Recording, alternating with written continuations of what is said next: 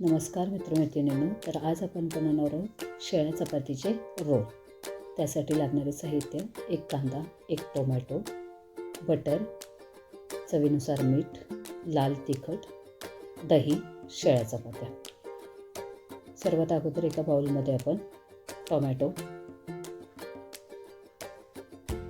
कांदा, दही,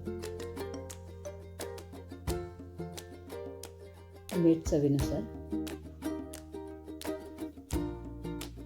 थोडंसं तिखट घालणार आहे.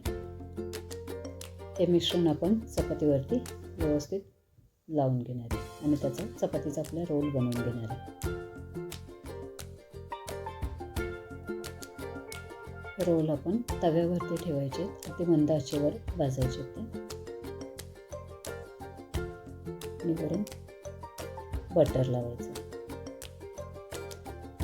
बटर थोडं जास्तच लावायचं आणि पलटून अगदी व्यवस्थित खरपूस मंद आचेवर भाजायचं. तर तयार आहेत आपले शेळ्या चपातीचे रोल. अशाच नवनवीन व्हिडिओ बघण्यासाठी